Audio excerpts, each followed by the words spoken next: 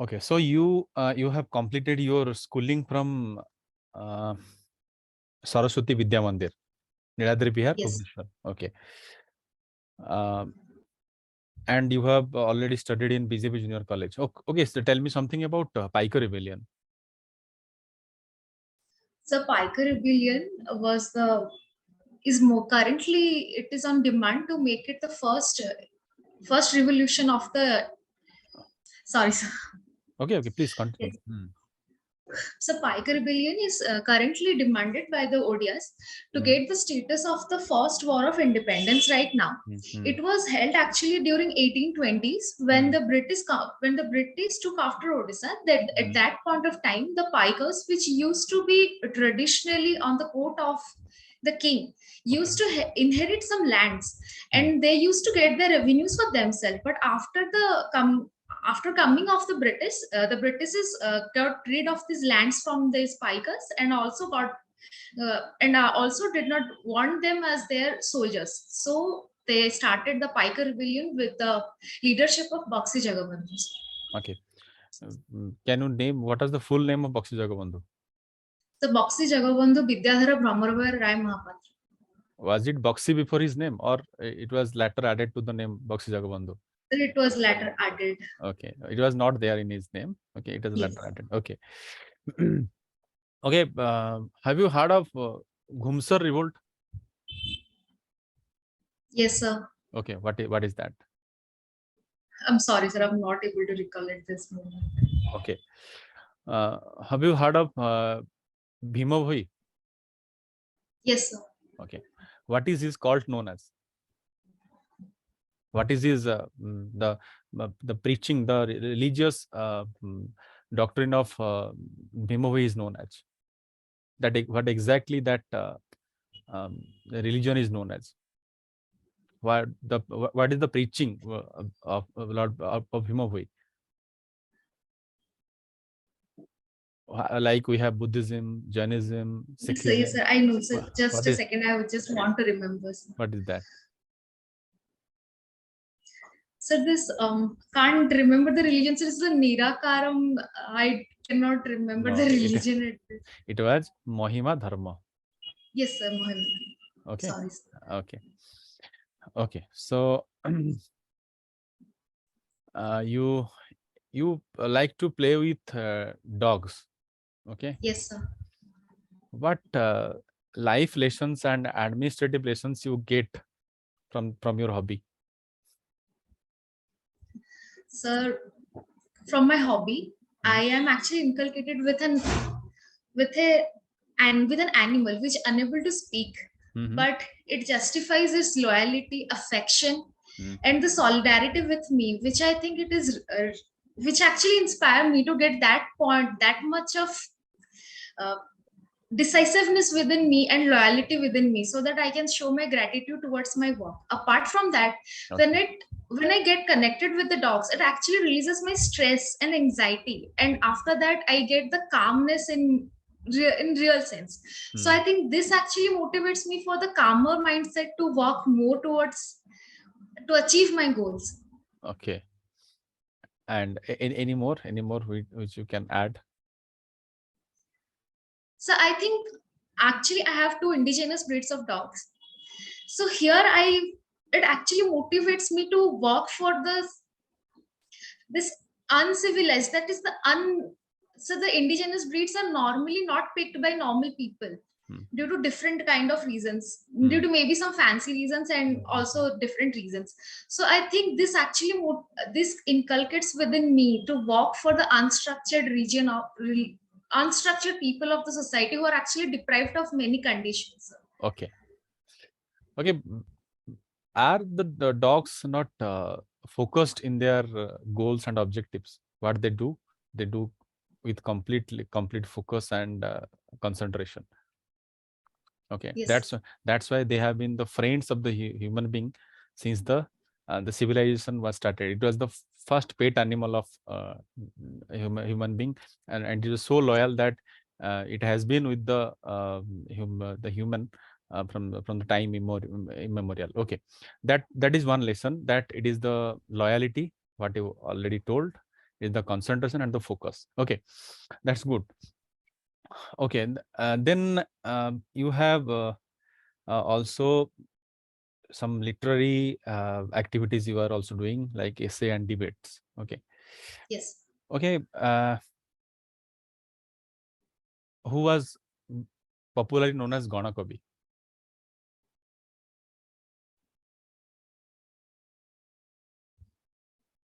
Sorry, sir, I don't remember. Okay. Who is known as Palli Kavi? Sir, actually, I'm not prepared for this aspect. I'm sorry, sir. I won't be able to answer on these aspects. Okay. You have sociology and home science as your optional. Yes. Okay. Can you elaborate the challenges that a adolescent girl faces, and what are the, we can add also, what are the um, government initiatives to address these issues? Yes, sir. So the life of a girl is full of challenges, starting from the birth to death. So coming here to the straight point of adolescence, I feel it starts with the literacy point of view. When they are enrolled in the school, but not allowed to actually complete their education. Okay. Even if they complete their primary education or high school, but they are deprived of high school education or some technical or professional education. Apart from that, here comes with the sanitary hygiene issues. They are not actually provided with the sanitary napkins, what is their basic rights, I think. And coming to their health issues, so more than 50% of the adults and girls in our country are actually suffering from anemia, which they don't know even. So I think the health supplements they are not able to get, so the nutrition point of view is also sacrificed. And then comes, so they are not skilled, so they are mostly dependent on the male counterpart of the family. Okay. Maybe their father, brother, or later it's the husband. So I think the financial independence issue is the most important thing at this point of time. And sir, after the marriage also there are many issues. So Okay. should I carry on? You carry on. This Yes. second part of So, my question. yes, Yes. sir. So then coming to the early marriages of the girl child, it can be child marriages in some some regions. Also, it's conducted nowadays too. And coming, and apart from that, also early marriages and early childbirth. So when the body of a person is not physically and mentally mature for a childbirth, so it's a health and as well as a mental pressure on the on the on the part of the mother. And then coming to the, when the mother is not educated, she is not able to educate her her offsprings, and I can say the economic expenses of a family handling so well. So I think it's all about the every aspects of the girl is Okay. affected by this. Then you please answer the second part of the question, that what are the government Yes. initiatives in this regard? Yes, sir. So first of all, it's the Beti Bachao Beti Padhao Abhiyan.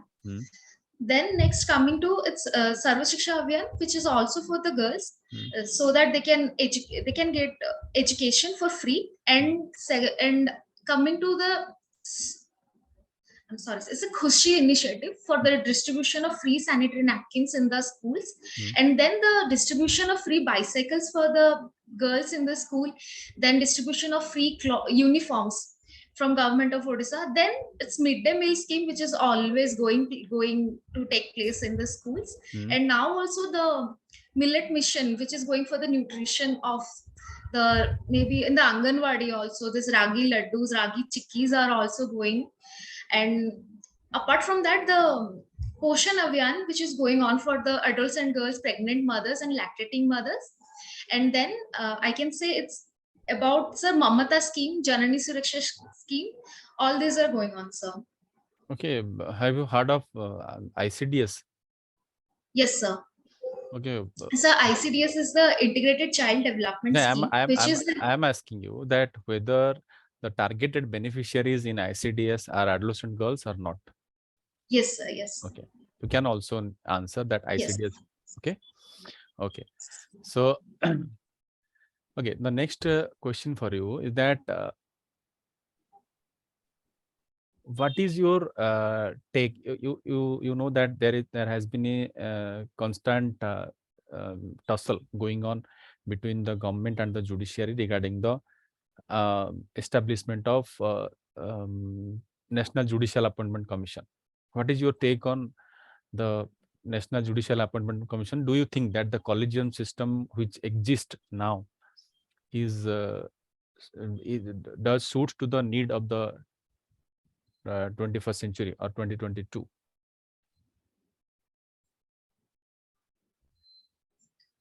So I think the need of the hour is obviously, I think, the establishment of NJSC, because I think there is a requirement of more transparency, which every citizen of India now wants. When we are a nation which who is actually applying for RTI, I think there should be a part where the judicials also be responsible, more transparent, and be crime free. It should not be rampant or arbitrary. Okay, what are the issues associated with the collegium system? Just 3 points, any 2 to 3 points. What are issues associated with collegium system? So the collegium system is not very, so I mean, it's not a very regular and very concrete procedure, I would say. Like, if anyone gets selected as the Chief Justice of India, there is not a proper rule or act so that it can be followed. It can be the senior most judge of the Supreme Court, but sometimes it has been also broken in the past ways. And apart from that, sir, I'm sorry, sir, just okay, you can answer that.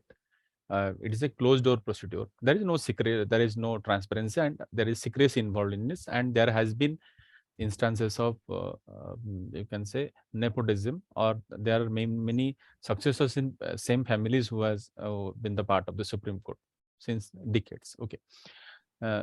Your next question, that what do you mean by Sanskritization? So Sanskritization is the process of a lower caste or community or a group who continues to imitate a higher caste or community group, following their values and their values, principles, or maybe the general lifestyle to someday attain their social stature. Okay. What is the difference between referendum and plebiscite? What is referendum? Sir, I'm unable to recollect at this moment. Okay. So sorry. What do you mean by delimitation? Sorry, sir? What do you mean by delimitation exercise? For your information, it has been already concluded recently in Jammu and Kashmir. What do you mean by delimitation? Delimitation commission. Sir, delimitation. Sir, question, please, sir. Okay, what do you understand by delimitation? Yes, so delimitation is normally the process of actually setting a boundary on the basis of maybe population, maybe development status, and other factors like education or religion, linguistic. And I think this is the work of the. It is just the division of people according to their representation in the parliament. That's all. Yes. Is the award of delimitation is final? Delimitation No, commission? No, sir, it's not final. Okay, are you sure? Yes, sir. Okay. Okay. Tell something about you have been a student of animal husbandry. Yes, sir. Okay.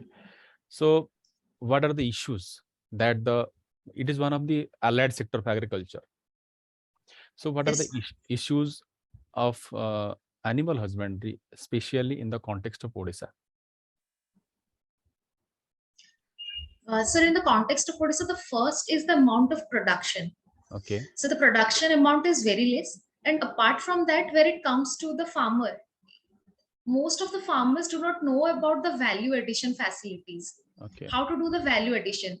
So that's why they go through a huge economic loss, because the shelf life of the very product like milk is very less. Okay. And then comes the supply chain management. So it is it is actually nearly absent at this point of time in Odisha. And nextly, sir, the farmers are not aware of the schemes which are going on, where they are good, where they are getting the subsidies, how to do and what to plan, and they're not aware of even insurance schemes and vaccinations. I think these are the major issues which are going on Yeah, are in you this. sure that there is literally there is no supply chain in Odisha?